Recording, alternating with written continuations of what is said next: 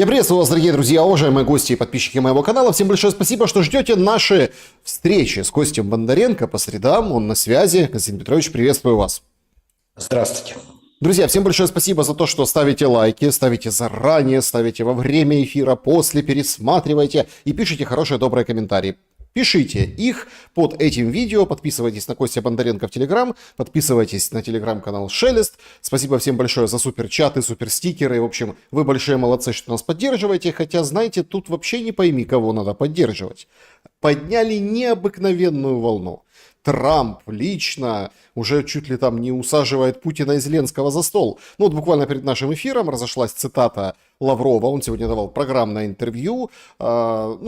Лавров и Медведев вот за последний час, вот так сказать, выстрелили, да? Лавров говорит, значит, Трампа обманули, ввели в заблуждение, или он что-то сам неправильно понял. В общем, Путин и Зеленский до конца августа не встретятся, так считает глава МИД Российской Федерации.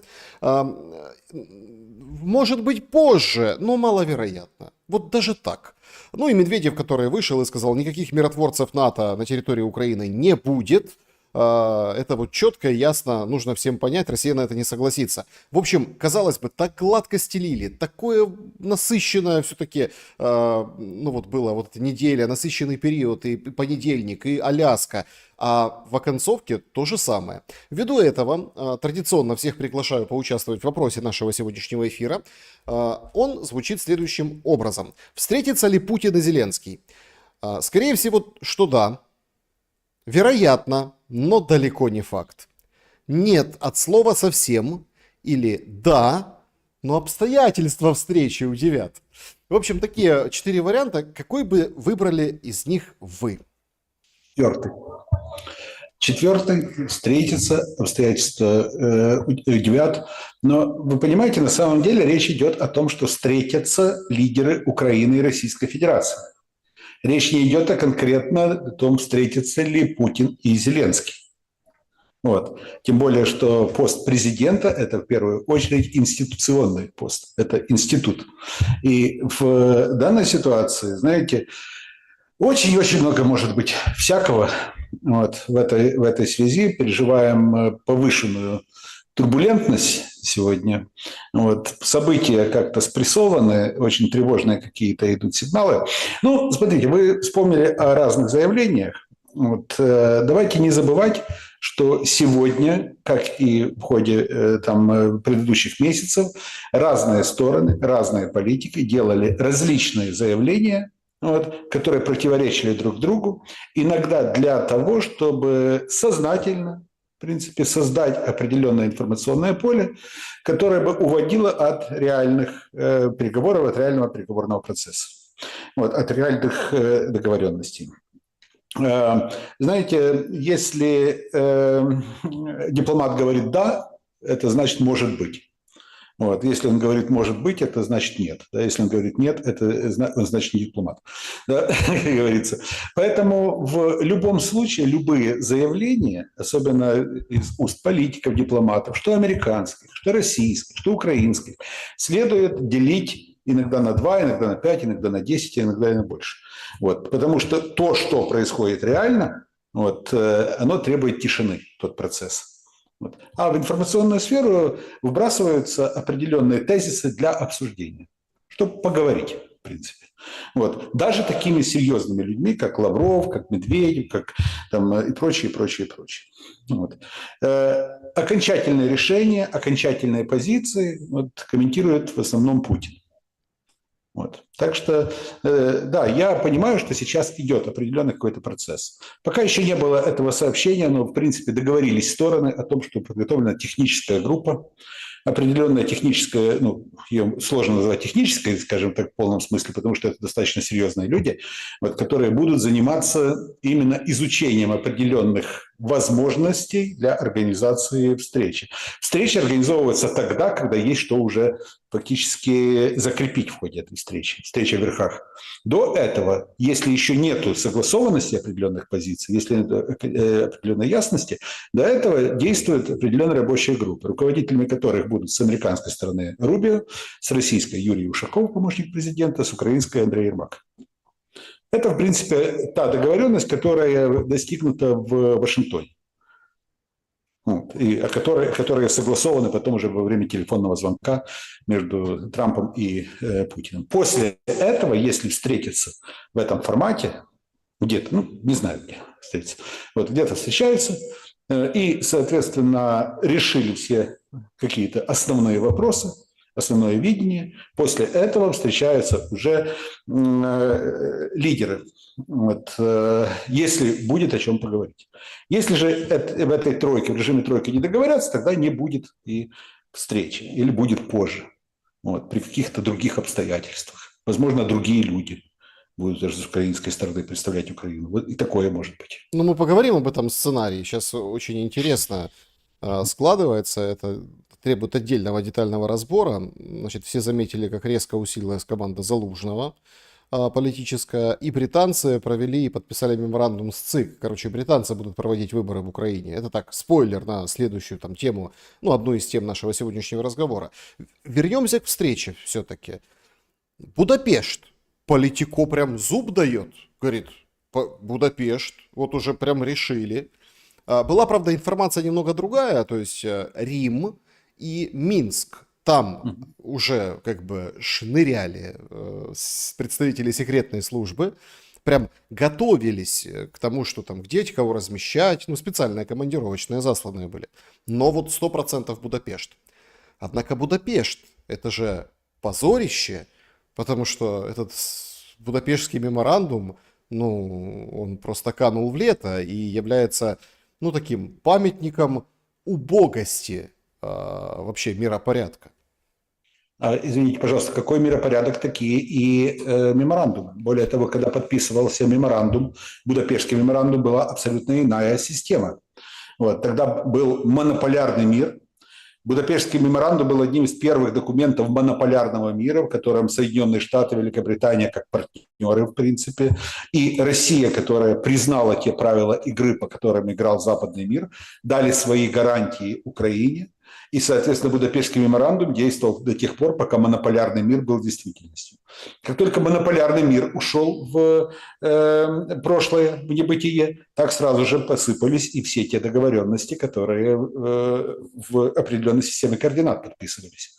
Вот. Так что Будапештский меморандум стал ровно тогда, фактически продемонстрировал свою никчемность, как только система координат разрушилась.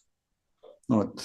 Так что в этом нет ничего странного. Сейчас не важно, в каком городе будет подписано. Важно, чтобы встреча состоялась. Да, называли Ватикан. Ватикан предлагал. Швейцария сказала, что мы готовы предоставить гарантии безопасности президента Российской Федерации. Венгрия предлагала. Вот. В Минск позвонил Трамп и сказал, что скоро приедет.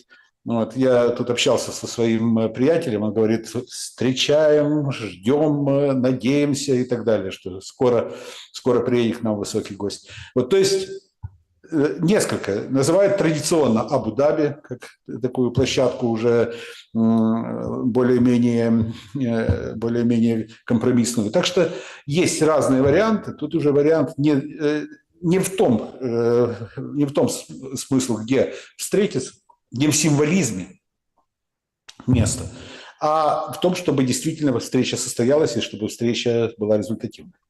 Но мы сейчас о какой встрече? Двусторонней или трехсторонней? Это и дело. Ожидается несколько вариантов. Как я уже говорил, вариант тройки, которая техническая тройка. Вот, второй вариант – это возможность переговоров между лидерами Украины и Российской Федерации. Вот, и третье – это возможность в режиме в формате троих. Там, условно говоря, Украина, Россия, США. Ну, вы заметили, кстати, что еще один очень интересный момент, который в августе произошел, это то, что произошло в августе. Вот. Из активной политической игры выбыл Европейский Союз. Вообще европейский. Вот, я как раз хотел о нем и продолжить. Да. Смотрите, ну сходка-то знатная была в Вашингтоне. Приехали да, все. Эта сходка была очень показательная. Фактически лидеров европейских государств посадили на запасные стульчики, и потом до них донесли позицию, которую уже озвучили предварительно Украине.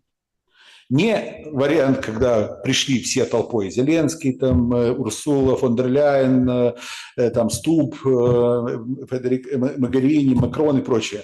Все там зашли, условно, вместе там выступили единой силой. Нет, позвали Зеленского. 40-45 минут с ним поговорили. То есть фактически это был режим монолога со стороны Трампа. Он донес позицию. Вот, сказал, вот, значит, это наша позиция. Считай, что это команда. Зеленский сказал, разрешите выполнять? И мы сказали, разрешаю. Соответственно, развернулся. После этого позвали представителей европейских государств, прочитали им политинформацию. Вот, рассказали вот, с большим количеством там неожиданностей, типа, а где президент Финляндии Ступ? Так вот, так что это напомнило старый советский анекдот. Вчера были похороны товарища Пельша. Где, кстати, товарищ Пельш? Так что вот, и, соответственно, после этого просто указали место европейцев.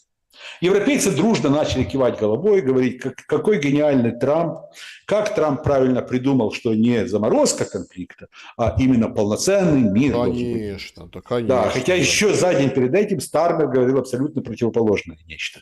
Вот, и тут он вдруг пишет пост полный там такой любви к Трампу. Вот. Дело в том, что за 2 недели перед этим Евросоюз вот фактически согласился на унизительные условия, которые предложили Соединенные Штаты. После того, как Соединенные Штаты навязали свою тарифную политику, свою политику фактически ценовую и, соответственно, и фактически навязали свои условия энергетической сделки Европейскому Союзу, Трамп понял, что все, они больше не субъекты. Они сложили лапки, и они согласились с американской позицией. Они больше не партнеры, они вассалы. Вот. Это главный был вывод именно. И когда они приехали, с ними именно так и поступали. С ними уже не советовались. До их ведома доводили позиции. Ну, тут, понимаете, вот. Здесь тоже нужно, наверное, осторожнее, потому что, ну, по крайней мере, так пишет пресса, давайте будем откровенны. Да, Европа сейчас в том состоянии, в котором находится, ну, вообще исторически и, вот, как говорится, по жизни, это достаточно место на планете очень и очень милитарное. Очень, но давайте говорить несколько моментов. Кровожадное, милитарное, да, войны да. Ужасные на самом деле, вот если брать исторический разрез. И когда да. Бундесвер сегодня говорит, мы там сколько там, 350 миллиардов, ну, короче, какие-то такие сумасшедшие цифры они там закладывают, до 30-го года создать самую там мощную армию вообще в Европе, это только немцы. Но ты понимаешь, что как-то вот Европа хочет заставить себя уважать. Она хочет заставить, но после того, что они подписали с Соединенными Штатами, это будет достаточно сложно. Потому что огромнейшие средства, которые будут отправлены на энергетическую сферу, вот, энергетику. Более того, что вы же видите, что им навязали формулу покупки энергоресурсов по принципу take or pay. Вот, то есть бери или плати, условно говоря. То есть неважно, сколько они возьмут газа, ну, условно, у Соединенных Штатов, но заплатить они должны в полном объеме, который прописан. Вот, и так далее. То есть большое количество моментов, которые показывают, что сегодня Европе, скажем так, и хотелось бы вооружиться, и хотелось бы вооружать Украину, но есть большое количество «но». Есть скрытая инфляция, есть угроза со стороны роста беженцев, которая не прекращалась, есть достаточно серьезные проблемы во многих странах с безработицей, внутренняя нестабильность, имеется в виду внутренняя нестабильность Евросоюза из-за того, что формируются фактически 3 центра влияния, которые конкурируют между собой в Европе, и это тоже как бы является серьезным фактором. Постоянно балансирует Европа на грани кризиса, правда, несколько лет уже говорят, вот сейчас наступит кризис, вот сейчас наступит кризис, вот вчера не наступил, завтра точно наступит. Вот это постоянная угроза, ожидание этого кризиса, все это порождает определенную нервозность. На пятки мейнстримным партиям, некогда мейнстримным партиям наступают несистемные партии, которые заявляют все больше и больше о своих претензиях на власть. Растет популярность, например, той же партии реформ в Великобритании на фоне падения, стремительного падения популярности консерваторов и лейбористов. Во Франции постоянно вот у Макрона возникают определенные политические проблемы в общении со своими избирателями и с гражданами Франции. В Германии призрак альтернативы для Германии, которую пытаются уже даже запретить законодательно. Все равно этот призрак существует. В Австрии австрийская партия свободы, которая наращивает свое присутствие в политической жизни и так далее, и так далее. Постоянно правительство балансирует на грани правительственных кризисов и даже и парламентских. А это означает, что, в принципе, некоторые государства Европейского Союза могут выбывать из игры по мере того, как будет меняться политическая ситуация. И там примеры Румынии или Франции, где искусственный офсайд делают для тех же политиков, которые угрожают, он не совсем может сработать в других странах. Так что я думаю, что сегодня, да, многие говорят о том, что Европа может сейчас мобилизоваться, показать свои усилия, но вот опять же, в окружении Трампа есть очень много тех, кто хотят, чтобы Европа не стала тем фактором, который влияет на политику. Им нужна слабая Европа, а не сильная. Если условно у Европы все впереди, то Украина, похоже, подошла к определенной черте. Нардеп Цымбалюк тут всем открыл глаза, говорит, 100% ВВП долг. В следующем году, прогнозируют, будет 140-150, ну, к концу 26-го, если все продолжится в таком темпе. Да даже если не продолжится, в общем, отката назад быть не может, Украина банкрот. И параллельно с этим посол в Польше, украинский, говорит, мы вот уже умеем убивать русских, а вам надо еще научиться. Поэтому давайте, принимайте нас к себе. Складывается впечатление, это есть такое, оно очень банальное выражение, как бы чемодан без ручки. Но тут, похоже, ждут, когда баба с возу. Как вы относитесь к вот этим всем? Ну, в общем, все понятно. Все надо за Украину платить. Чтобы она жила, надо вот платить и выливать. Знаете, деньги. что я очень часто слышу, вот, что один и тот же вопрос. Хорошо, что станет главным продуктом, который будет приносить Украине доходы в ее бюджет? Вот. Мы лишились металлургической отрасли, мы во многом лишились агропромышленного комплекса, там, то есть подорвали агропромышленный комплекс, мы потеряли целый ряд рынков, которые раньше были нашими рынками, мы передали фактически американцам под управление, под их контроль недра. Вот. А на чем мы будем зарабатывать? Ну, понятное дело, что вот только там наивные говорят, что а вот у нас есть целая гвардия айтишников, и они вот как сейчас, как дадут там большое количество продукции, наполнят бюджет и так далее. Ну, понятное дело, что это бред. Вот точно так же, как мысли Гетманцева о том, что ангелфанщицы наполнят наш бюджет. Да? Так что, но в любом случае, вот сейчас все чаще и чаще со стороны Украины начинает звучать мысль, а зато у нас есть миллион людей, которые обучены воевать. Вот, и которые могут составить определенную экспортную статью экспорта. Как бы это цинично не выглядело. Миллион человек, которые ничего не умеют делать, которые не полезны экономике страны, которые сидят на шее. Мы будем их отправлять страны. в Африку, мы будем отправлять их еще куда-то, чтобы они принимали участие в конфликтах, зарабатывали, приносили нам еще тоже... Ну, опыт Вагнера не дает покоя некоторым горячим головам в Украине. Я не говорю, что это поддерживаю, я просто говорю, на каком уровне ведутся разговоры сейчас. Вот.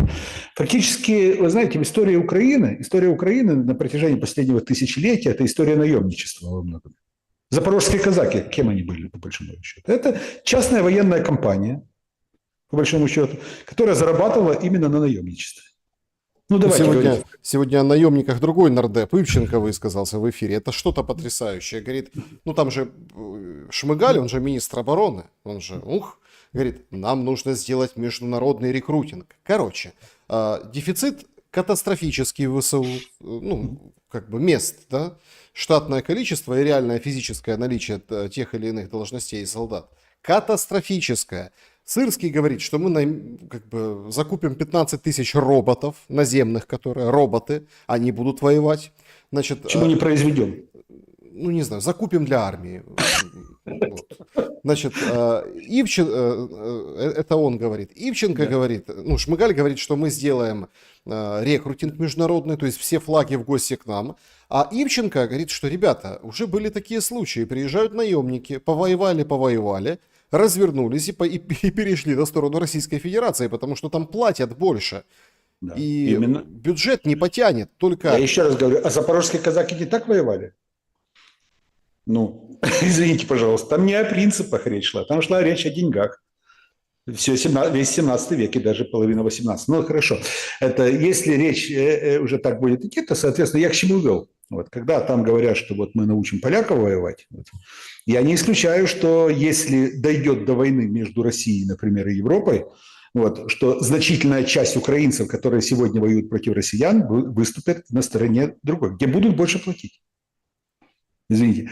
Наемничество – это не о принципах.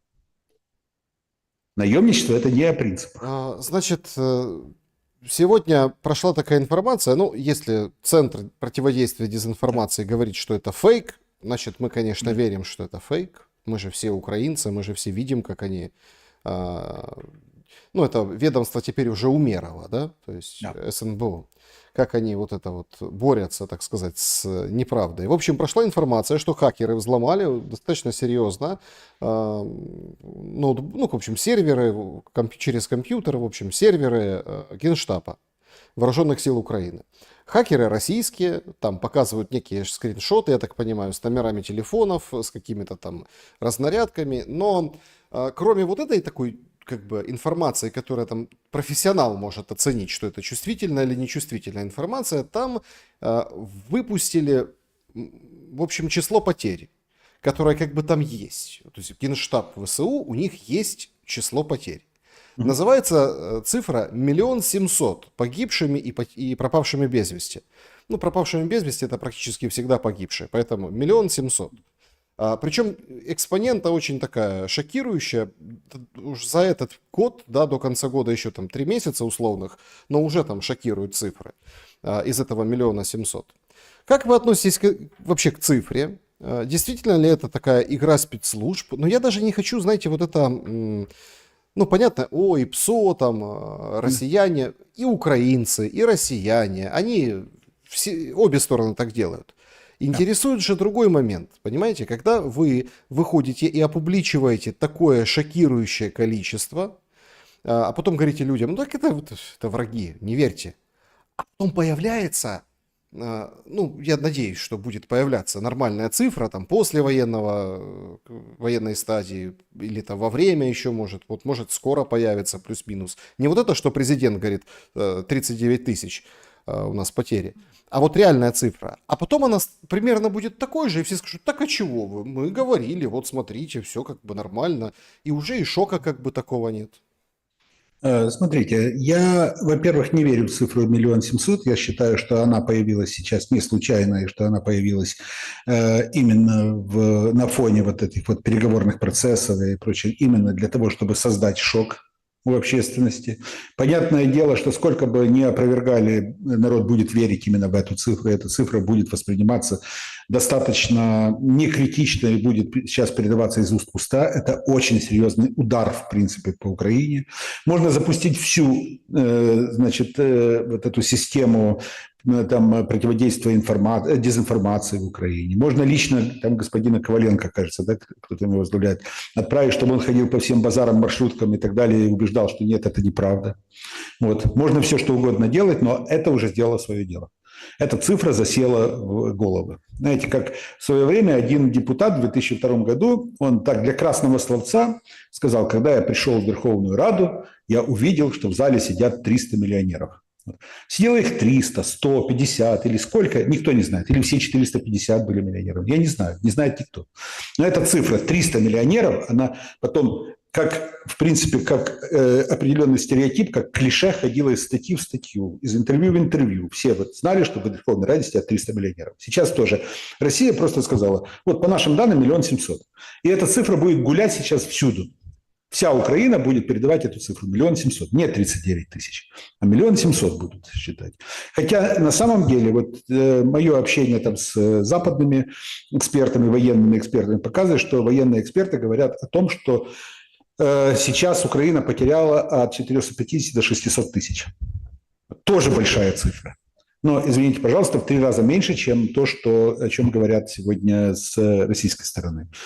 Цифра огромная, согласитесь. Вот, именно. Что касается...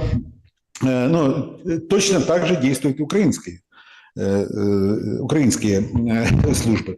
Смотрите, знаете, уже перефразировали даже знаменитую вот эту сентенцию о том, что есть 3 вида лжи. Вот. Есть просто ложь, есть огромная ложь, есть государственная статистика.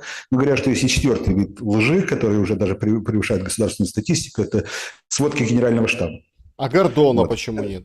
Нет, Гордон уже пользуется фактически данными, которые он уже может конкурировать только с Генеральным штабом. А вот что касается Генерального штаба, 1000, нет, сегодня за 1500 уничтожили человек, вот, и так далее. Хотя на самом деле эти цифры, как говорят, опять же, военные, с которыми я общаюсь, высокопоставленные военные, они говорят о том, что эти цифры превышаются иногда в 100 раз. В 100 раз, иногда в 10, от 10 до 100 раз, то есть превышаются цифры потерь заднего противника. То есть вот такие вот показатели. То есть Генеральный штаб просто так, сколько сегодня напишет? Давайте 1000. А завтра сколько? А давайте завтра напишем, что 1100. А послезавтра 950 и так далее. То есть вот так вот просто от балды пишут, без каких-либо данных. Это, знаете, в разгар армяно-азербайджанской войны показывают армянского какого-то полковника, и он: сегодня мы сбили 18 самолетов вражеских, вот, уничтожили там 4000 человек и так далее. То есть вот так это там он выступал, то есть такое шапкозакидательство. Вот это шапкозакидательство демонстрирует сейчас, точно так же демонстрирует и наш генеральный штаб. То есть уже речь идет о том, что идет война цифр. Просто. Смотрите, кроме цифр, идет еще война инфраструктурная. Значит, Да. большой скандал был вчера, да, вот целый день он развивался, позавчера точнее. И вчера продолжился. В общем, это нефтепровод «Дружба», который там радостно отрапортовали, что мы подорвали. И началось. Вчера прилет по Полтавской области, по ГТС. Опять в очередной раз разворотили все то, что стояло на месте Кременчугского НПЗ. Сегодня в Ильичевске склад подорвали, и там очень интересный танкер, в общем, судно. Плюс уникальная перевалочная вот эта база нефтепродуктов, тоже достаточно серьезный объект. И такое ощущение складывается, а надо же что-то говорить. Зато бодро проукраинские телеграм-каналы публикуют о том, что, смотрите, нет бензина в России, очереди там какие-то показывают, пустые бензоколонки, мол, потужно. О проблемах, связанных с ударами по объектам на территории Украины, говорят мало. Мало. Да. А зачем? Да. В том-то и дело. Это тоже один из способов создания определенной информации. Вот. И, соответственно, в этом отношении я думаю, что просто вот такие вот информационные трюки, что у них все плохо, у нас все хорошо, вот, они уже не единичны. Вот. У нас уже несколько раз задавались вопросом, а зачем мы делаем нечто, если понимаем, что придет ответка, причем для нас она будет более болезненной, чем для тех же россиян. Но очевидно, что на этот вопрос никто не отвечает. Нужна картинка, нужны 5 минут, значит, славы, а не коэффициент полезного действия. Это что-то вот напоминает этого Гордона, да, который я упомянул, который говорит, значит, если Путин невежливым будет, по-хамски ответит на предложение Трампа, тогда тут как зарядит ему санкции, а Украина как запустит стаи фламинго, вот эти клином будут лететь, фламинго, ракеты вот эти баллистические. И все так вот, фламинго. Фламинго появилась в день как раз-таки вот этого всего, вот этой большой сходки.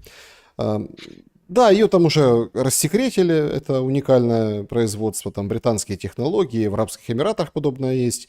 Ну, фактически один в один. Ну, только написали фламинго.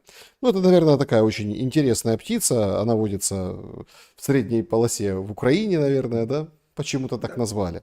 Но действительно, вообще, получается, нет никакой надежды на то, что вроде такие встречи прошли, вроде такие слова были всем сказаны, а намека на то, что война сворачивается, вот в понимании военных действий нет.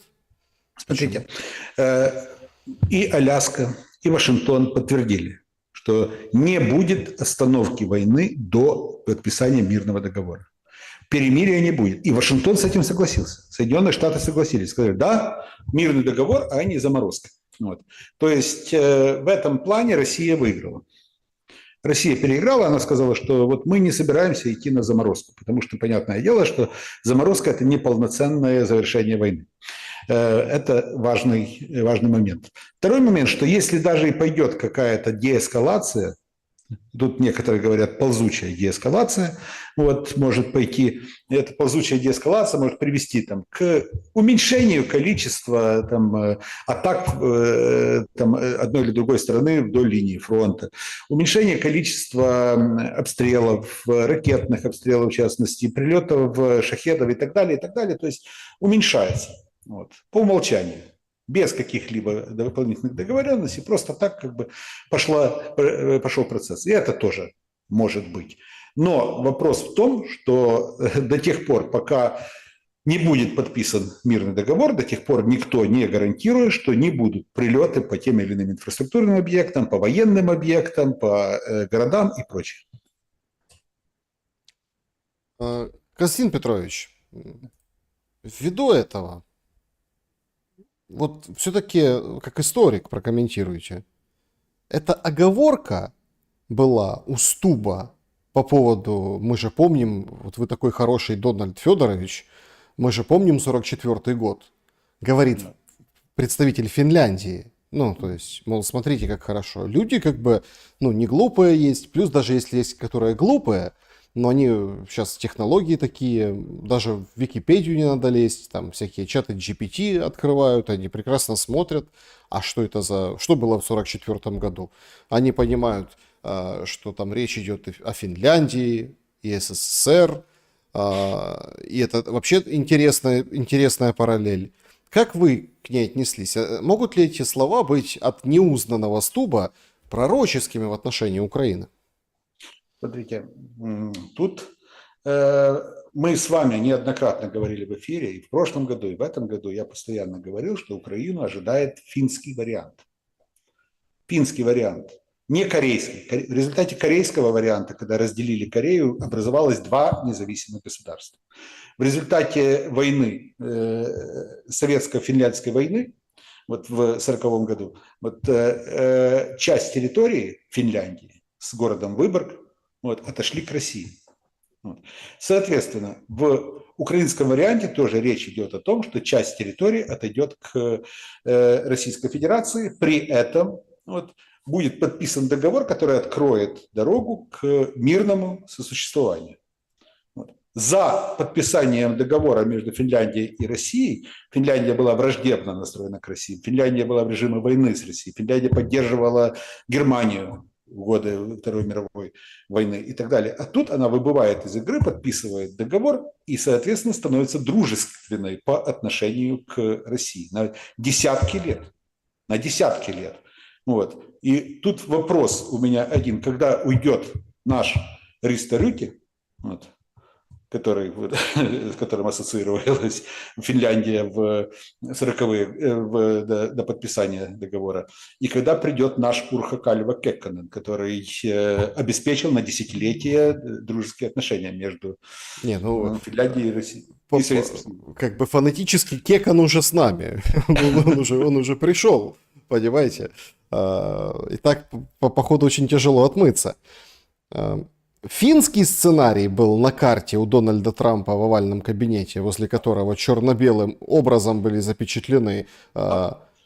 Финляндия после 1944 года внеблоковое государство, нейтральное государство, государство, которое в дружеских отношениях с Советским Союзом, но при этом является частью Запада фактически, живет по своим лекалам. Вот, абсолютно прогнозируемое, абсолютно добрососедские отношения, демонстрирующие, значит, как могут сосуществовать два государства с разным укладом. Вот, опять же, почему Украину не рассмотреть именно в том же варианте? Это несмотря на то, что Финляндия потеряла свои территории в пользу России, в пользу Советского Союза. Кто против такого сценария? Я думаю, что очень многие в окружении Зеленского. Вот, потому что они понимают, что любой вариант завершения войны – это удар по Зеленскому, по их власти, по их позиции. Понимаете, огромное количество людей становятся ненужными. И это не только касается миллиона людей на фронте.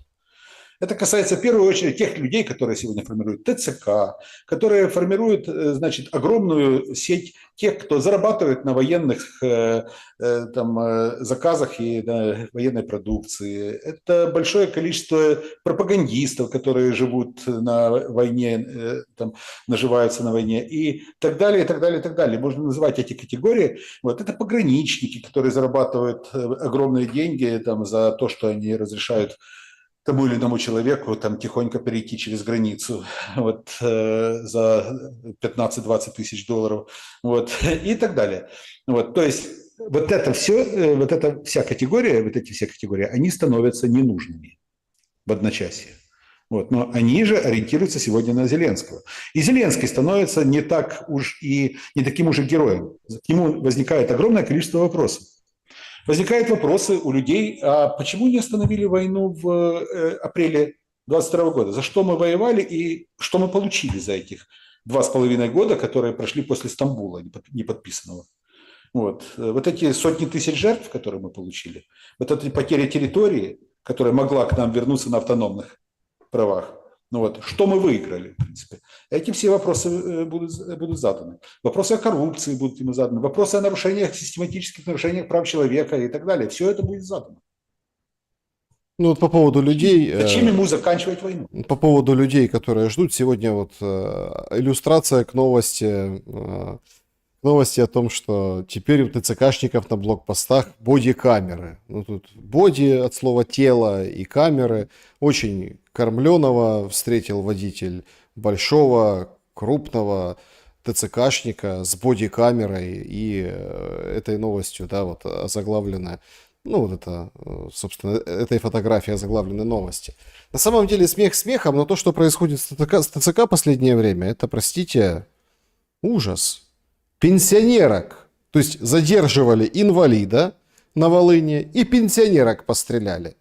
Причем написали, слушайте, сопротивление оказывали, брали камни и камнями швыряли в бус.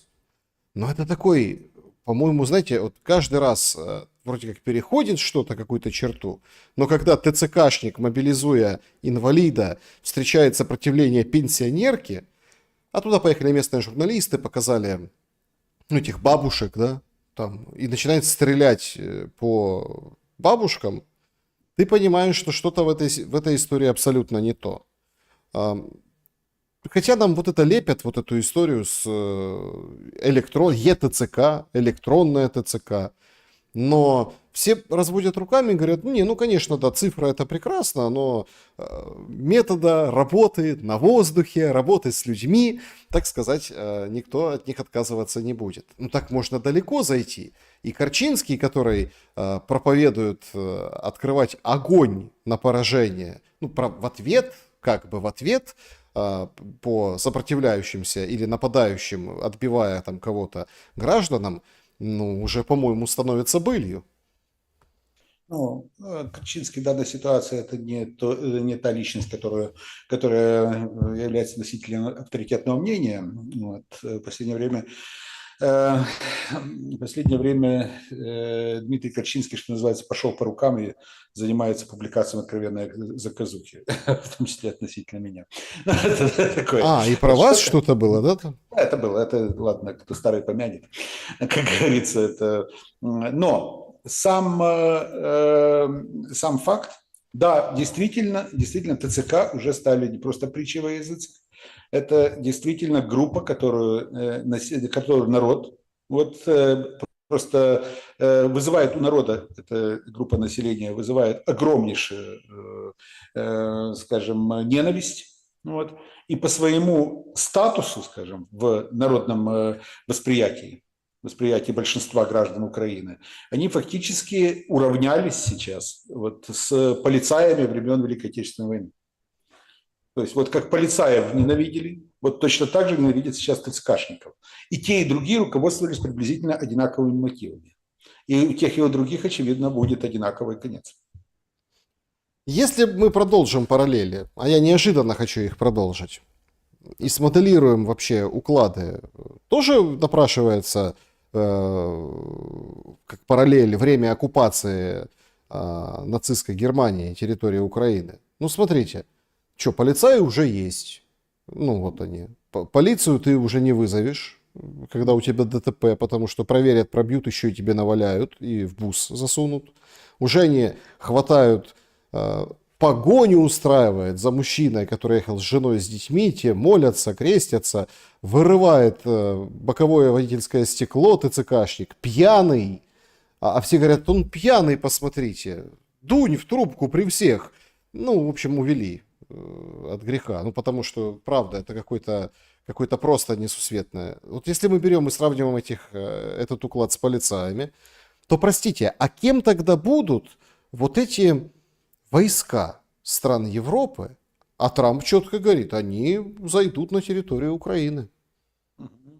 Смотрите, что касается ТЦКшников, разница с полицаями только в том, что тогда был период оккупации, а сейчас якобы они действуют на территории формально суверенного, формально независимого государства. Вот. Но, давайте говорить откровенно, методы абсолютно идентичны. Восприятие со стороны народа абсолютно идентично.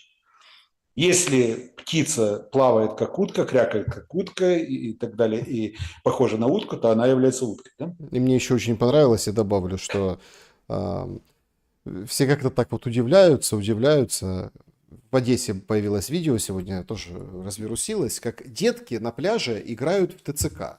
Ну, то есть Да. один какой-то в форме скрутил, и они там куда-то его ведут. И все Это уже не первый комментируют. раз. Были такие видео. Слушайте, так играли же тоже там в немцев, там фрицев Да, и типа именно. с Красной Армии. Тоже Точно такая же так была же. игра. Точно так же, да, именно, что и, соответственно, в данной ситуации, знаете, в любой вот, детской игре подобного типа есть свой, чужой, и делят на своих, чужих. В данной ситуации ТЦК в восприятии, значит, это чужие, это не свои. Сколько бы ни старались разного рода пропагандистские центры говорить о том, насколько благородно быть членом ТЦК и насколько неблагородно там, сопротивляться ТЦКшникам, вот, преступно.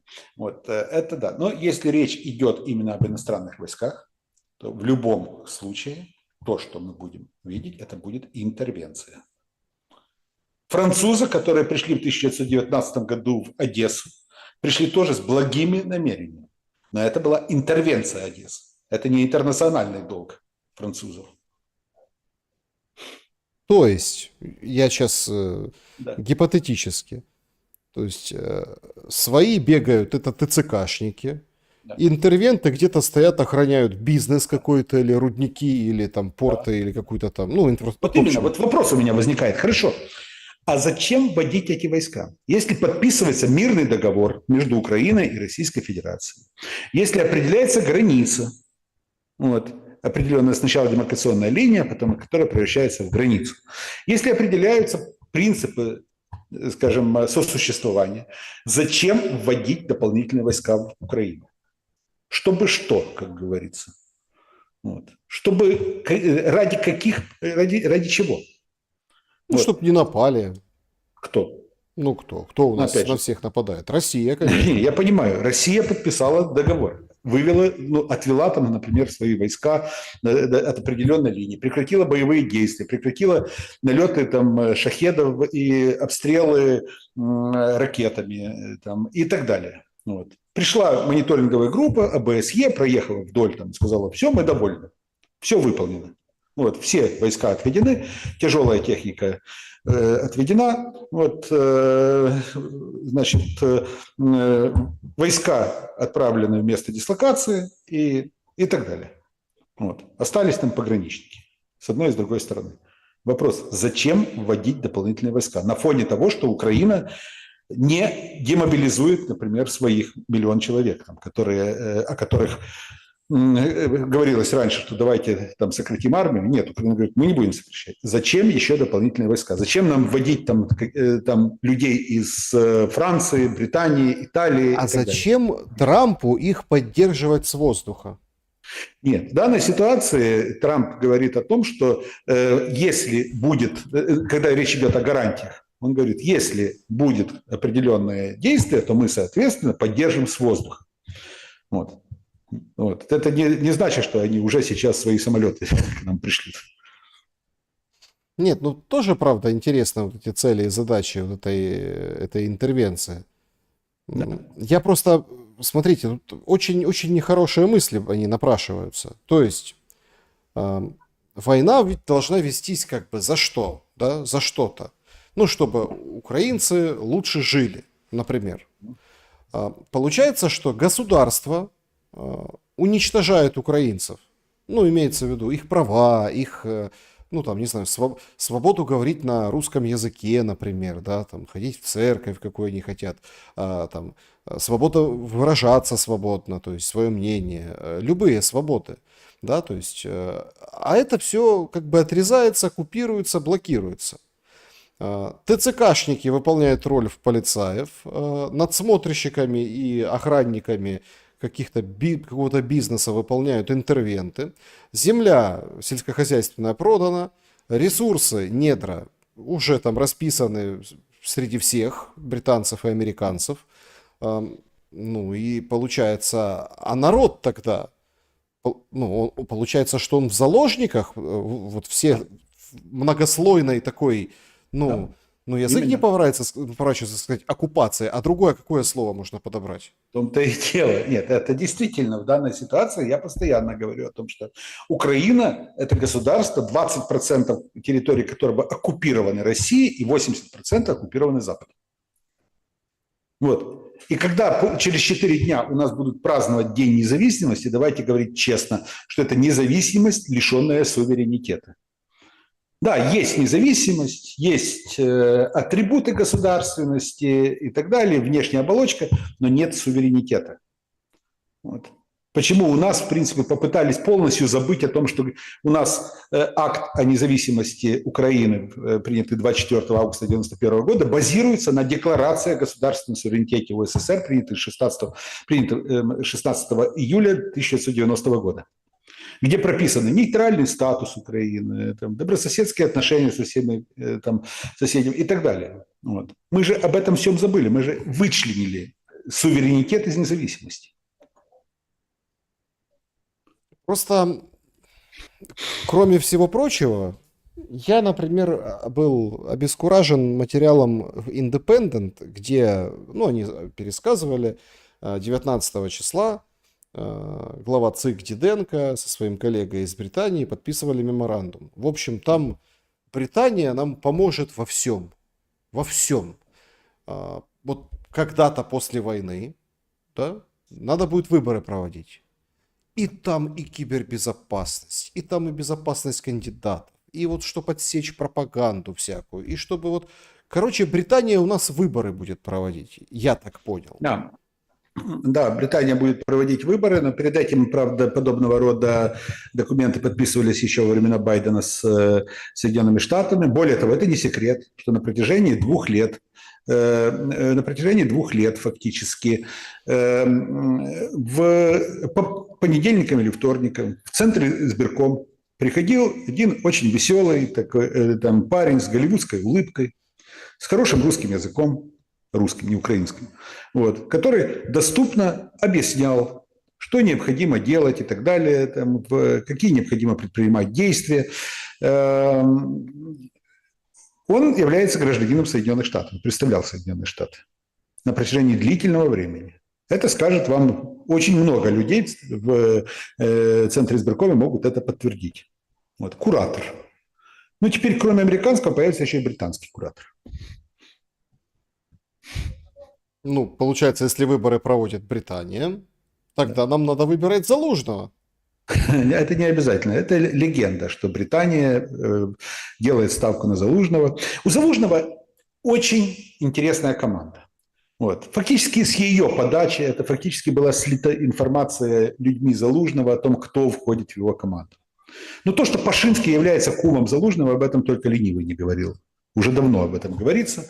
То есть это информация, которая, ну, они там житомиряне, у них там свои там, отношения, взаимодействия. Вот. Но посмотрите внимательно на тех, кто пришел еще, кого еще засветили. И особенно кого не засветили. Фактически сейчас есть определенная идеологическая команда вокруг Залужного, которая предлагает ему концепцию: Залужный президент, Порошенко премьер-министр. Они понимают, что Порошенко не может успешно претендовать на пост президента, что электорат у него крайне узкий. Вот. Технологи, которые работали раньше с Порошенко, сейчас работают в окружении Залужного. Вот. Они пытаются создать вот этот тандем. Для придачи ему большего веса, вот, авторитета, они говорят: это все, вы понимаете, это все так неспроста, это все Британия. Это Британия, Лондон делает ставку. Вот. И, ну, понятное дело, что у нас есть доверие, большее доверие к каким-то там мировым авторитетам. У нас есть и статья, опубликованная где-нибудь там на украинском сайте, там, это заказуха. Если она за большие деньги, но тоже четкая заказуха опубликована там в Нью-Йорк Таймс, вот, это не так, это неспроста, это чуть ли не Госдеп опубликовал. Знаете, вот точно та же ситуация, вот запускается миф о том, что Залужный – это британская креатура. Вот. Попросту это политтехнологический трюк. Ну, по поводу выборов, знаете, вспомнился мне почему-то, это просто сакраментальный, это легендарный, это, ну, не знаю, это божественный с точки зрения вообще всех аспектов этого действа. Это фильм «День выборов» и «День выборов 2». И там был такой эпизод, когда перехватили радиосигнал, да, в фильме, и говорят там: кого бомбить, Ливию или Боливию? Да? Not Ливия, Боливия. Вот сейчас Трамп тоже перепутал Армению с Албанией и говорит, что Азербайджан, у них был конфликт с Албанией 35 лет, а мне удалось их помирить. Я думаю, что албанцы должны помириться специально после этого с азербайджанцами. Вы знаете, в античные времена территория Азербайджана называлась Великой Албанией, между прочим. Так что поздние античные времена эта территория называлась Великой Албанией. Но это такой уже нюанс. Что касается, я думаю, что это не оправдывает Трампа, который там что-то попутал, кто с кем воевал, ну, точно же, как Крым, который находится среди океана и по площади равен фактически Техасу. Техас чуть-чуть больше, чем Украина, кажется, по площади, да? Нет, вы понимаете, в чем дело? Вот эти все оговорки, они же нам тоже ведь что-то демонстрируют, правда? Они демонстрируют то, что Трамп абсолютно пренебрегает определенными там формальностями. Вот. И он уже неоднократно это демонстрировал, что для него цифры, географические названия, факты, они не играют никакой роли. Я не о том, смотрите, это понятно, что он человек такой. Я о том, что если бы, вот все же говорят, вот там, да плевать этим американцам на украинцев, на этих русских, на эту Украину. Конечно. Да конечно. Все равно. Вот на русских им не наплевать, потому что на кону в отношениях с Россией стоят около 3 триллионов долларов. Это экономические проекты, которые могут заработать в случае, если будет... Я имею в виду чисто бытовой вопрос. То есть им все бытовой равно. Абсолютно, конечно. Им все, если бы действительно там война в Украине была раной, они бы точно Трампа знали. Интересуют те, кто дают ему голоса и кто дают налоги, поступление налогов в бюджет. Вот. То есть граждане Соединенных Штатов.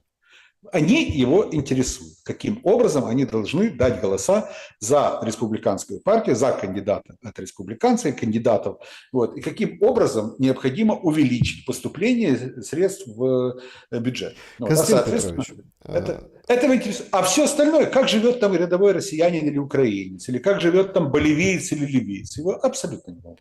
я просто вот о чем, куда хочу, да, вот перейти. Я хочу, вот им же плевать на нас. А получается, что в погоне за тем, чтобы им угодить, мы наворотили дел со своей страной. Сегодня произошел умопомрачительный случай. Разошлось видео, где Мгм. на территории Киево-Печерской лавры, закрытой лавры, там нет прихожан, нет никого, развесили вот это вот, понимаете, тоже, как на веревочке, развесили некое облачение, а в раках, ну, рака имеется в виду, там, Да, ну, как бы сосуд с мощами, там да. на видео там колупается, я просто другого слова не могу подобрать, скажем, представители Министерства культуры. Мгм. Вот это действо, а вот эти облачения, это с мощей. Ну, то есть Да, мощи, ну, останки, да, да. их как бы одели, да, вот в эти. Они их или постирали, вывесили, и там это называется экспертиза. За такое обычно небо больно бьет потом Да. лихолетиями и ненастьями. Мгм. Вы знаете, в советские времена, в 20-е годы собирали специальные группы, вот, которые там называли себя безбожниками, воинственными безбожниками, которые ходили, тоже доставали тела из рак, вот, которые там, соответственно, пытались доказать, что тут лежат не святые, а тут едва ли не кости животных там и прочее. Это ж, ну, Емельян Ярославский возглавлял все это дело, и вот эти воинственные безбожники пытались таким образом фактически дискредитировать церковь. И ну, это полностью ложилось в концепцию большевистской политики. Вот, религия, опиум для народа и так далее. Вот. Что касается, да, в 20 веке я могу припомнить, что подобное происходило разве что в Испании, вот, времен гражданской войны, когда сторонники республиканцев в Испании, противники генерала Франко тоже вытаскивали мощи, вот, или же разрывали могилы там, монахов и так далее, и потом выставляли их, есть фотографии, соответственно. Но есть какие-то человеческие, общечеловеческие принципы. Есть понятие святынь. Есть святые реликвии, священные реликвии, которые, ну, в принципе, давайте говорить откровенно, государство не должно вмешиваться в это, там, признавать их священными реликвиями или не признавать. Это сфера деятельности церкви, это духовное, это метафизические вещи. Вот. Но когда государство поступает по-большевистски, когда Зеленский создал режим, который уже называют большевизмом без Маркса, вот, а самого Зеленского Троцкий без ума, без мозгов, вот, это мы фактически откатываемся на 100 лет назад. Мы откатываемся на 100 лет назад. Извините, да, действительно, за такое потом какие-то силы, которые выше нас, которые выше Зеленского, выше целого государства, они больно дают сдачи. А чего хотят? Ну, смотрите, ну уже как бы все сделали с Украиной. Ну, понятно, там, ну, Нет, что хотят в осквернили. данной ситуации, смотрите.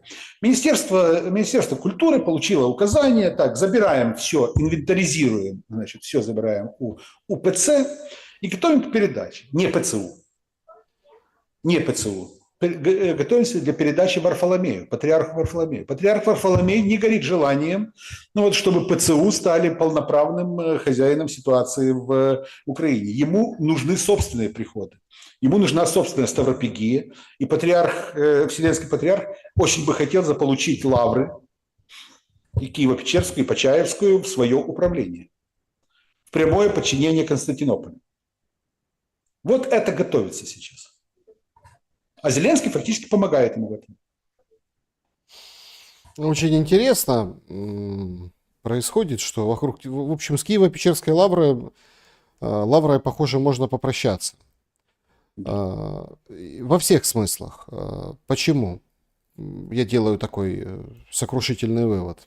Потому что кроме вот этой, святынь, да, мы видим еще одну очень замечательную, анонсированную Министерством культуры дерусификацию росписей Успенского собора. Дерусификация росписей. Значит, есть такая там Светлана Котляревская. Там очень большой же скандал был с директором заповедника Киево-Печерской лавры. Но сейчас там ИО. Он, в принципе, может быть годами, этот ИО, и все. Значит, и вот она говорит, что восстановление и роспись храма происходили под большим влиянием московитов, когда лаврой заправляла УПЦ, она называет МП. Потому здесь появились изображения руководителей тогдашней церкви, Московского патриархата, которые увековечили себя, вписав рядом с изображением исторических сакральных фигур Киево-Печерской лавры. Если изменим роспись и оставим на них только тех, кто действительно там должен быть, это может стать прекрасным примером наглядной дерусификации собора. И в качестве иллюстрации приводится там Ануфрий, Павел, как вы понимаете, то есть руководители церкви, лавры и так далее. Слушайте, нет, понятное дело, что у Ануфрия отобрали гражданство Зеленский, и вообще никто об этом ничего не говорит. Ладно, там настоятель Павел лавры, но у него вроде гражданство не отбирали. Что значит дерусификация надписей и изображений? Дело в том, что нынешние дерусификаторы считают, что церковнославянский язык является тоже едва ли не русским языком, что проявлением употребления русского языка, и требуют фактически перевести все на украинский. Это первое. Второй момент. А кто восстанавливал Успенский собор Киево-Печерской лавры? Успенский собор Киево-Pечерской лавры был взорван, как известно, в ноябре 1941 года. Идут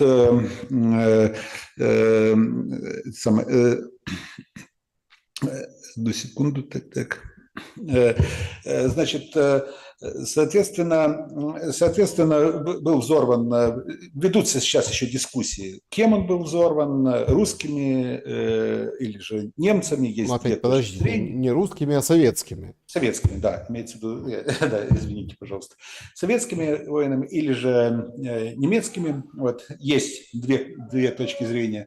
Но в 2000-х годах он был восстановлен за средства, Украинской Православной Церкви. И, соответственно, Украинская Православная Церковь, согласно канонам, согласно традициям, изобразила всех тех, кто был причастен к восстановлению церкви. Чьими средствами, благодаря кому был восстановлен Успенский собор в первозданном виде. Понятное дело, что это абсолютно нормально, когда люди, которые приложились к восстановлению, увековечены в этом соборе. Давайте так, чтобы все понимали, это в церкви на стенах изнутри портреты изображают. Да, олигархи, бандиты, не знаю, бизнесмены, какие-то просто... ситуация духовные лица. Смотрите, все, кто дал деньги на построение, это нормальная традиция, она есть и в ПЦУ, и в УПЦ. То есть это нормальная практика. Знаете, я просто расскажу один очень интересный случай. Известный исторический случай. Если мне не изменяет память, в 1837 году император Николай I посетил Киев. И он посещает Никольский военный собор, который находился там, где сейчас примерно находится гостиница «Салют» в Киеве, на Печерске.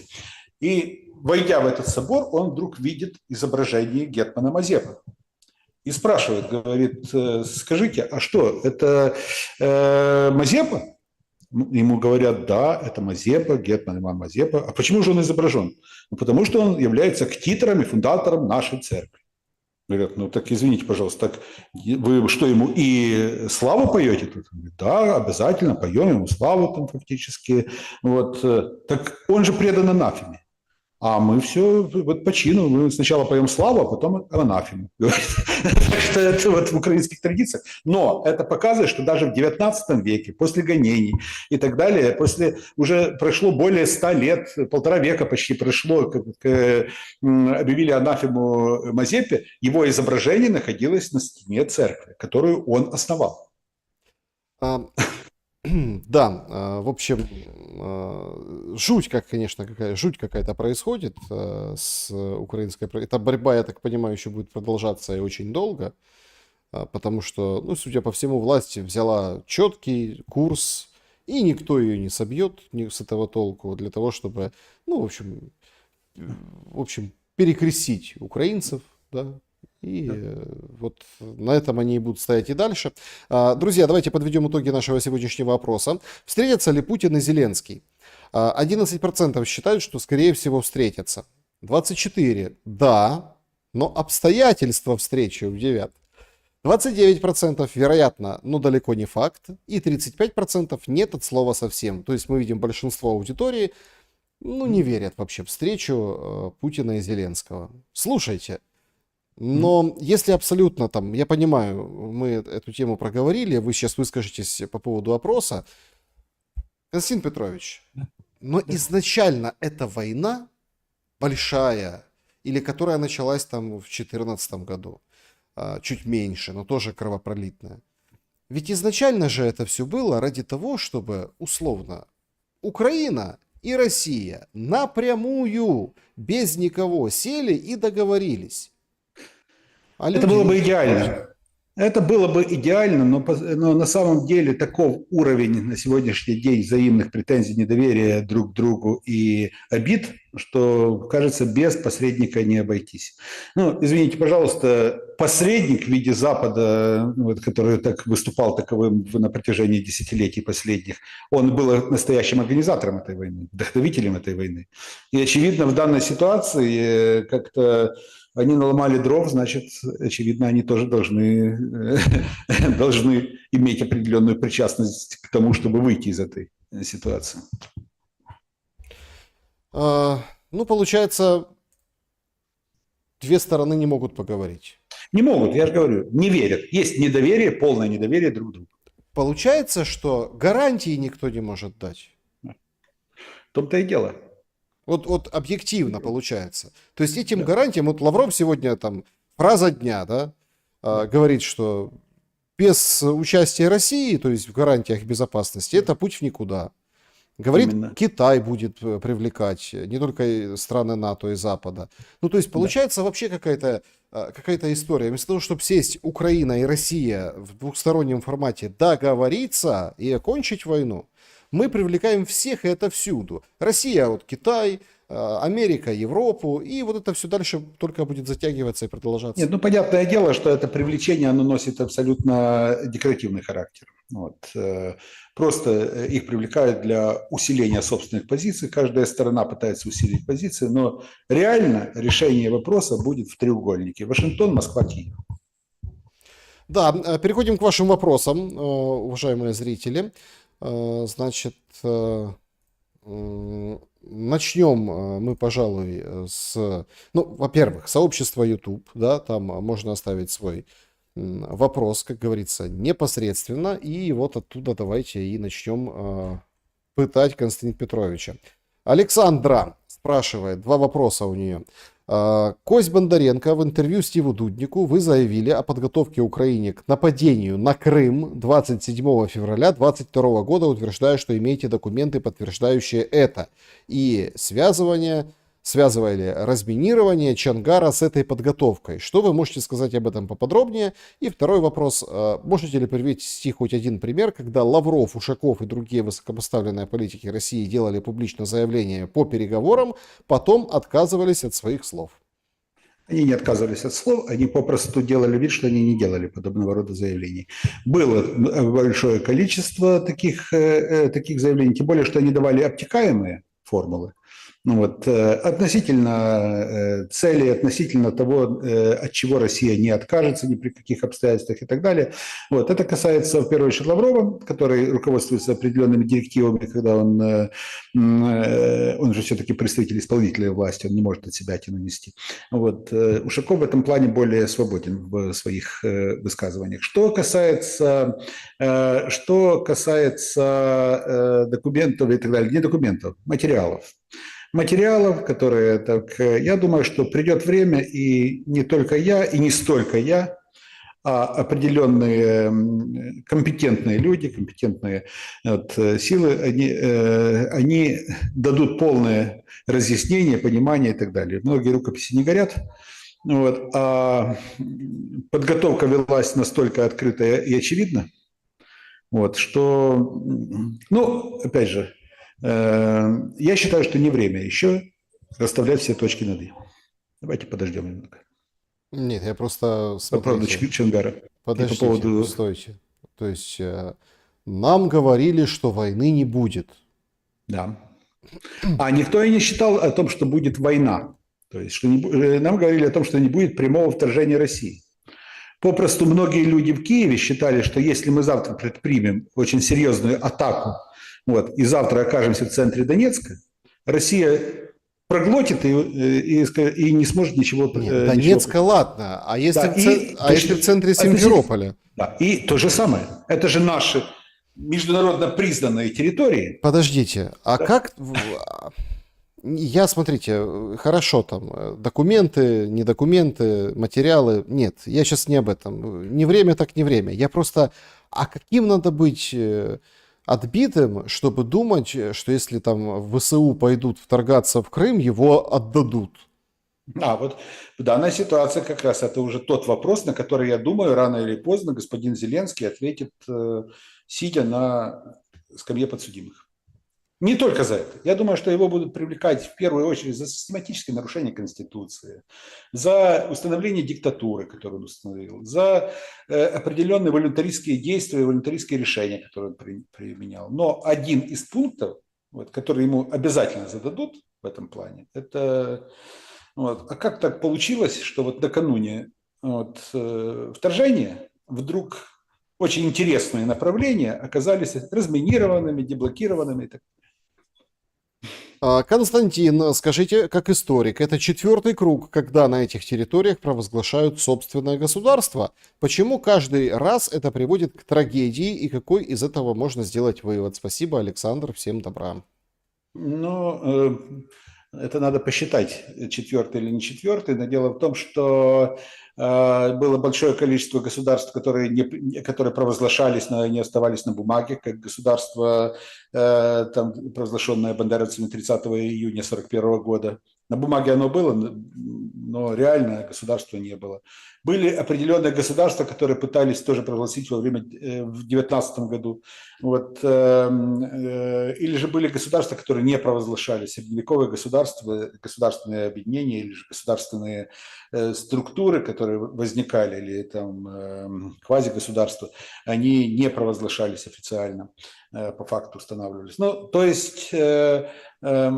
Вы знаете, на самом деле это тот вопрос, на который пытаются дать ответ историки. Почему возникает такая ситуация? Мой ответ это потому, что любое государство, которое возникнет на территории Украины, возможно исключительно как государство, балансирующее между основными векторами влияния. Как государство, которое не является государством с одним только вектором развития. Вот, а исключительно как государство, балансирующее между основными геополитическими факторами. Вот. А у нас как-то всегда спешат именно примкнуть к одному из направлений. Либо, если брать уже современность, если брать современное украинское государство, у нас же все политики делились на тех, кто там пытались торговать своим суверенитетом в пользу либо России, либо Запада. Здравствуйте, Константин. По вашему мнению, будет ли Путин рисковать своей жизнью, чтобы встретиться один на один с Зеленским в якобы нейтральной стране? Учитывая всю маргинальность Володьки Зеленского, Он может отравить или физически напасть на Путина во время или после встречи. И по чистому совпадению государство этой нейтральной страны разведет руками, мол, решение подобных вопросов не в нашей компетенции. Мы не можем провести первую помощь, ну и так далее. Понимает ли руководство России риски? Никаких рисков в данной ситуации. Руководство России, а также служба охраны Путина, они будут соизмерять риски для Путина, для России и так далее, в том числе репутационные риски, в случае, если, например, то или иное государство не сможет там, на 100% гарантировать безопасность Путину. Вот, то есть, если государство не сможет гарантировать на 100%, значит Путин туда не поедет. Вот. Это первый момент. Второй момент, понятное дело, что один на один они там точно не останутся, и точно уже Зеленского с ножом или с ядом туда не пропустят. Переводчик будет. Переводчик. Вы знаете, последняя встреча на Аляске, вот, чем была примечательна, на что не обратили внимания особо. Вот, буквально на третьей минуте встречи Путина и Трампа переводчиков попросили удалиться, а переводом занимался Ушаков лично. Так 2,5 часа. Интересно. Значит, продолжаем. В Украине остались люди, понимающие русский язык. В Беларуси российских СМИ так точно нет. Где в фразе Ушакова обсудили идею изучить возможность повышения уровня представителей Москвы и Киева на переговорах, содержится слово «Путин». Нет, в том-то и дело. В данной ситуации я и говорю о том, что ближайшие переговоры будут не между Зеленским и Путиным, а будет повышение уровня переговорщиков, повышение уровня переговорщиков, а дальше уже как уже получится, как они договорятся. В идеале то, на чем настаивает Трамп, и то, что продвигает Трамп, это чтобы встретились лично Путин и Зеленский. Но если эти переговорщики не сойдутся во мнении, если они вдруг окажется, что они недоговороспособны, вот, не могут договориться, то никакой встречи не будет. Значит, несколько вопросов. И Михаил Железнов спрашивает, и еще пользователь Epic Fail спрашивает. Смысл вопроса примерно такой. Константин, как вы думаете, когда сменится власть, поставят ли на колени ТЦКшников, как когда-то бойцов Беркута? Я думаю, что не должны ставить их на колени. Их должны сразу же арестовывать, сразу же им объявлять подозры и, соответственно, провести серию локальных судов. Вот в каждой области, в каждом населенном пункте должен быть, дабы другим неповадно было, суд над ТЦКшниками, которые выступили против собственного народа. Николай, Константин Петрович, все и вы в том числе утверждают, что СССР, Россия, проиграл холодную войну. Если учесть, что Россия правопреемник Союза, есть основания считать, что проиграно сражение, но не война. И вот этот конфликт покажет, кто проиграл.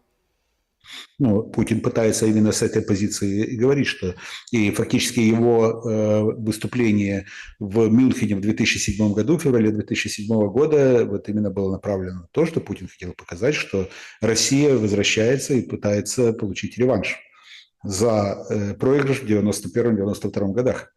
Вот, так что, но именно тогда, в 91-92 годах, Россия проиграла. То есть Советский Союз проиграл.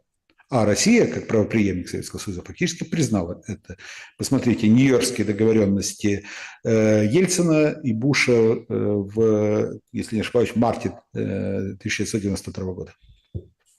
Здравствуйте, Константин Петрович. Как вы считаете, в рамках мирного договора будет ли зафиксировано проведение выборов и смена политического курса нашей страны? Юный октябрь впереди. Нет, я думаю, что этот вопрос будет рассматриваться отдельно, как дополнение фактически к мирному договору. В целом к миру. Это не имеет отношения к миру между Украиной и Россией, но определенные пожелания, которые выскажет Россия и выскажут Соединенные Штаты, не могут быть проигнорированы Украиной. Тем более, что завершение войны – это уже повод для того, чтобы отменить военное положение. Отмена военного положения автоматически ставит вопрос о проведении выборов. Здравствуйте, вопрос. Пользователь назвал себя Sweet Pony. Мгм. Сладкий пони. Сладкий пони. Значит, не может ли быть причиной горячего желания коалиции желающих продолжать войну в Украине, что замороженные деньги России уже потрачены? Об этом идут упорные слухи в финансовых кругах после американского аудита. Даже проценты, которые обещали направить на помощь Украине, сейчас собирают со всех стран ЕС. Они берут в Евроклир и Clear главных участников процесса распределения замороженных российских активов заканчиваются термины, а там уже и разбираться будет некому, все быльем порастет. Спасибо. Ну, смотрите, дело в том, что если мы говорим о замороженных российских активах или средствах, это, давайте говорить откровенно, это же не какая-то комната, загруженная миллиардами долларов, долларовых банкнот и так далее. Как правило, речь идет о виртуальных суммах, которые являются фактически на счетах, которые являются на определенных счетах, и, соответственно, Россия имеет право доступа к этим средствам.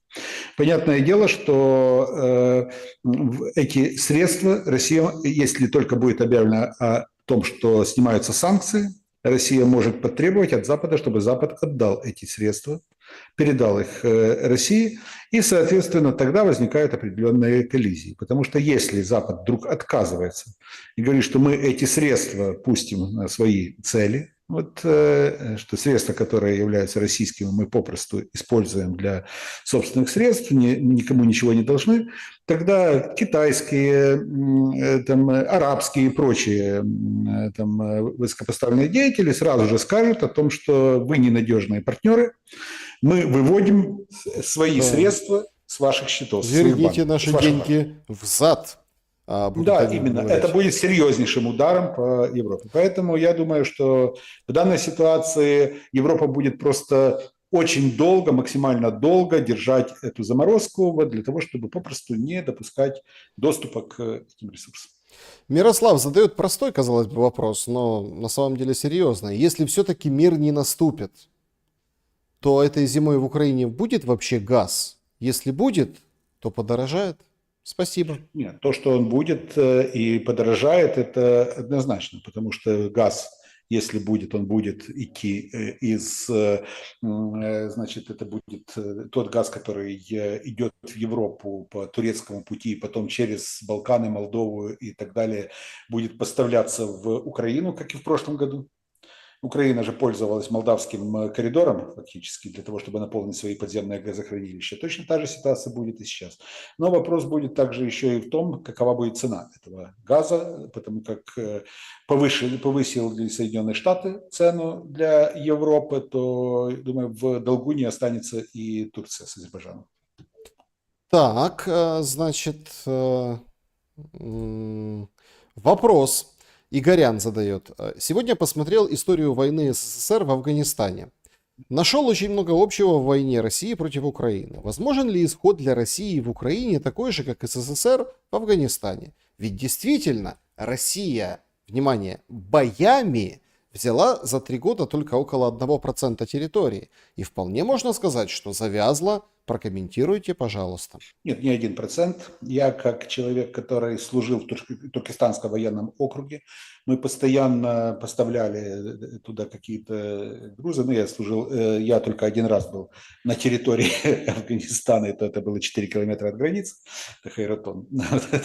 Вот, то есть я не был непосредственно, я не являлся участником боевых действий и так далее. То есть я во время своей службы вот могу сказать, что Россия контролировала не 1%, вот. Кабул контролировался, Баграм и прочее. Вот, то есть значительная территория контролировалась именно войсками Царандоя, так называемыми, и, соответственно, и контролировались российскими при поддержке ограниченного контингента, достаточно небольшого контингента.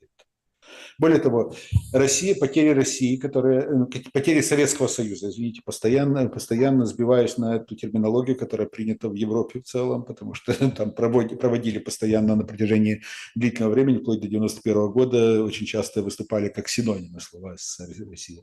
Но что касается как раз советского присутствия, там был незначительный контингент. Территория Афганистана и вот эти вот солдаты, которые служили, солдаты, офицеры, которые служили на территории Афганистана, они в оперативном подчинении находились Краснознаменного Туркестанского военного округа с центром в Ташкенте. Вот. И в целом там было не так много наших людей. За 10 лет войны погибло 13 тысяч человек. Не, За 10 ну, лет, да, это можно сказать. много, знаете, много и мало, это в зависимости от... Конечно, но это было потрясение. Весь Советский Союз был в напряжении.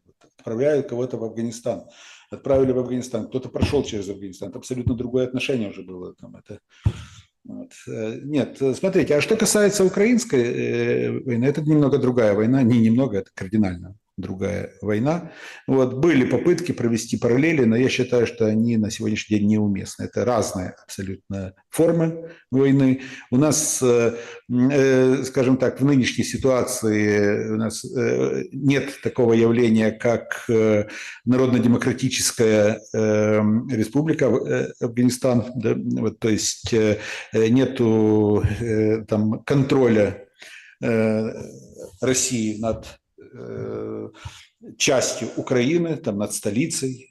Вот. Нету своего Наджибулы, нету своего Бабрака Кармаля, вот, которые бы сидели, так, нету своей вот именно армии, российской армии, которая бы, украинской армии, которая воевала бы с маджахедами. Нету, в принципе, маджахедов. Более того, Украина обладает своей регулярной армией, а не партизанскими отрядами, как это было. Вот. Да, поставки были для маджахедов, были поставки из Китая, в первую очередь, из Пакистана, из там, Соединенных Штатов. Все они поддерживали этих маджахедов. Те вели партизанскую в основном войну. Сейчас же у нас идет фактически война между двумя регулярными армиями. Так что это абсолютно разные войны. Как-то незаметно прошла очередная годовщина разгрома армии России под Киевом. Близятся даты разгрома под Харьковом и под Херсоном. Неужели никто не будет отмечать? С сарказмом спрашивает пользователь Волков. Дело в том, что разгрома как такового не было. Разгрома как такового не было. Да, были бои. Да, Россия не смогла выполнить ту задачу, которую она ставила на самом начале. Но в результате Россия не стала вести бессмысленные, по большому счету, бои вокруг Киева, а, воспользовавшись переговорным процессом, решила продемонстрировать добрую волю, в кавычках, и, соответственно, отвести войска. То есть разгрома как такового не было, но был отвод войск. Это немножко разные моменты. Вот. Что касается ответственности, ну, я думаю, что в России это вопрос россиянам. Вот. Я ничего никому не навязываю, никакое мнение. Пусть они сами разберутся и со своими полководцами, и со своими политиками. Нет, ну многие уже признают, что тем числом, которым заходили, Киев вообще не взять было. Конечно. Ну, это была абсолютно другая акция. То есть, ну, в общем, это уже история. Это уже история. Как ее будем оценивать, посмотрим позже. Вопросы из чата. Просто так, пользователь. Константин Петрович, как вы думаете, кто будет следующим Джокером в Украине и какой он будет масти? Я не знаю, я не картежник, я не буду говорить, но я думаю, что скажу просто, что у следующего президента Украины будет очень незавидная роль. Он придет на короткое время и будет переходной фигурой. Пользователь Коян задает вопрос. Не кажется ли вам, что аудиенция европейских лидеров к Трампу напоминает сюжет продажи первородства за чечевичную похлебку? Вопрос Константина. Исаак и Исав, да, вот в Библии. Вот. Ну, вы знаете, чечевичная похлебка была 2-3 недели назад. Вот. За чечевичную похлебку они продали первородство еще тогда, когда подписывали экономическое соглашение с Соединенными Штатами. Вот. А все остальное это уже производное. Обломов. Добрый вечер, Константин. Я живу в России, в небольшой станице с населением 7,5 тысяч. У нас уже 23 воина захоронено. А сколько в целом погибших по России, как вы думаете? Я не знаю, сколько в Украине погибших, я не знаю, сколько в России погибших. Опять же, разные регионы, разная статистика. Это зависит очень часто от того, от приоритетности призыва и формирования там, комплектации войск. Это не показатель, что если в одной станице 23 человека, где 7 тысяч проживают, 7,5 тысяч проживает людей, что такие же пропорции соблюдаются и для Москвы, для Питера или там, условно говоря, для Владивостока. Это в целом, я думаю, что надо, что этот вопрос будет подниматься, и, скорее всего, правду мы узнаем не ранее, чем через лет 50, как было с правдой о Великой Отечественной. Мгм. Значит, считает ли Кость, что все началось с 1939 года? Нельзя было присоединять западную. Это все-таки ошибка Сталина, Виктория спрашивает. Вот я постоянно на протяжении длительного времени, еще до войны и постоянно я говорю, что это была либо ошибка, либо сознательная мина замедленного действия, которую организовал Сталин. Если бы Сталин в 1939 году не присоединял Западную Украину к Украинской Советской Социалистической Республике, история шла бы немножко по-другому. Если бы он провозгласил независимое государство на тех территориях, которые отошли от Польши, это была бы естественная линия, практически буферная зона между Германией и Советским Союзом. Не было бы внезапного нападения Гитлера на Советский Союз. Была бы немножко по-другому история, наверное, развивалась. Я не говорю, что удалось бы полностью избежать войны, вот, но немножко по-другому бы развивалась история, и, наверное, и история независимости Украины развивалась бы немножко по-другому. Пользователь «Сам ты такой», ну так себя назвал. Константин Петрович, когда выйдет аудиокнига «Джокер»? Не знаю, вот сразу скажу. Я фактически договорился с с одной структурой, которая пообещала мне озвучить эту книгу, и, соответственно, эта структура не совсем недавно, где-то около месяца назад, заявила о том, что сейчас у них такая возможность отсутствует, и они отложили этот процесс. Вот, жалею только о том, что мы не подписали формальный контракт, договорились, фактически пошли на джентльменское соглашение. Хотя Джокер живет своей жизнью, сейчас вот буквально вот в сентябре появляется Вы так англоязычный. не выражайтесь, пожалуйста. Джокер живет своей жизнью. Ну, оба Джокера, и книга Джокера, и Джокер, который является героем, они живут каждый своей жизнью. Вот. А что касается вот буквально 1,5 недели назад мне поступило предложение, здесь уже мы как раз именно подписали жесткий контракт с одним из венгерских издательств, которое решило перевести Джокера на венгерский язык и издать. Вот. Поступают из других стран сейчас предложения и на другие языки. Поэтому здесь идет действительно работа. А что касается вот данной ситуации, ну, здесь вот именно меня обнадеживали относительно того, что вот-вот будет процесс запущен, потом сказали, что у нас, к сожалению, есть определенные технические сложности. Ну, вот. О Джокере. Изящий персон задает вопрос. Зеленский имеет бледный вид. Это страх или болезнь? Ну, я думаю, что в данной ситуации это ресурсное состояние. Значит, господин Я же Бондаренко. говорил о том, что я писал у себя в телеграм-канале, что просто новый дипломатический протокол предвидит, что перед одними президентами расстилают белые дорожки, а перед другими красные. Вензель Ронни задает вопрос. Господин Бондаренко, мадам Панченко недавно передала 10 самых пострадавших людей от режима. Ваше отношение к этому списку? Вот, честное слово, я не видел этот список, вот честно признаюсь, вот посмотрю обязательно. Вот я не знаю, по какому критерию можно оценивать, кто пострадал больше, кто пострадал меньше. Это, конечно, действительно вопрос. Ну, там же началась дискуссия с Шарием, там, а кто попал, а кто не попал, и вот это все вот продолжается. Пускай лучше будут вот такие дискуссии, чем не будет никаких списков.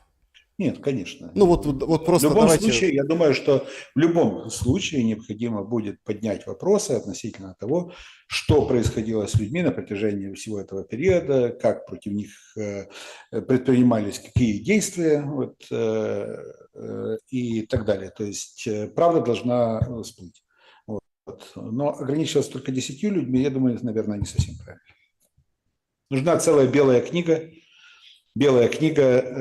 злодеяний, которые имели место в Украине с 2019, да, с 2014, давайте говорить откровенно, по наше время. Константин, Анжелика спрашивает, что бы вы сделали, будучи президентом Украины сейчас? Я бы ничего не сделал. Вот. Я точно не буду президентом Украины, я точно не буду депутатом или министром или еще кем-то. Это не мое, я не пойду никогда в политику. Вот именно в активную политику. Я это говорил уже сотни раз. Вот это не мой выбор. Вот. А что касается того, что я говорил уже неоднократно, что предпринимать Зеленскому, я считаю, что Зеленскому именно самое время подать в отставку.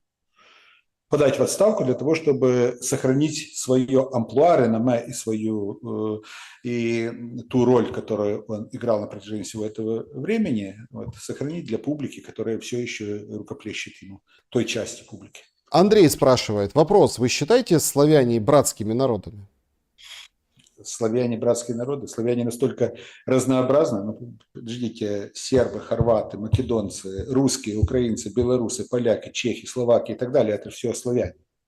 Вот, да, и нас объединяют общие языковые корни, потому что славяне – это понятие не этническое, не генетическое, это в первую очередь лингвистическое понятие, славяне.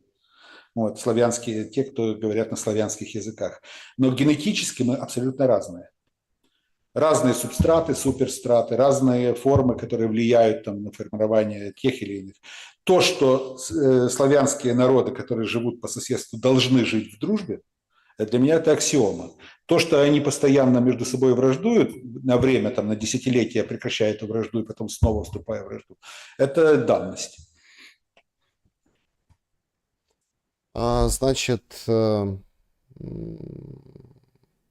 Лавров сказал, что Украина подписала договор о независимости в 1991 году, где отказалась от НАТО и другое. Если нарушит, значит договор должен быть пересмотрен. Что может быть? Реально ли это? Елена интересуется. Нет, Лавров говорил не про договор, он говорил про декларацию о государственном суверенитете Украинской Советской Социалистической Республики, принятой в 16 июля 1990 года, когда был парад суверенитета в рамках СССР. Тогда действительно было указано о том, что Украина будет нейтральным государством, будет стремиться именно к нейтральности, вот, и постоянному нейтралитету. Но в 1991 году был принят акт о государственной независимости, который базировался, который отсылал к декларации о государственном суверенитете. Вот, и, соответственно, сейчас им пренебрегают. То есть у нас сейчас попросту решили, то, что я говорил уже сегодня, у нас решили забыть про декларацию. Вот. Это уже неоднократно и многие политики, и до Лаврова об этом говорили, что нельзя пренебрегать декларацией о государственном суверенитете. Впервые фактически об этом начали говорить в 2008 году, когда шли дискуссии относительно плана достижения членства Украины в НАТО накануне Бухарестского саммита НАТО. Тогда начали напоминать, что вот, извините, пожалуйста, а как же быть с декларацией? Вот. Но политики показали, что они декларацию попросту решили декларацию пренебречь. А в 2019 году, в начале 2019 года, Петр Порошенко попросту решил, что вообще давайте внесем в Конституцию стремление к НАТО, членству НАТО и в ЕС. Вот. Ну вот к этому сейчас и апеллирует Лавров, что вы же отказались от тех принципов, на основе которых мы признали вашу независимость.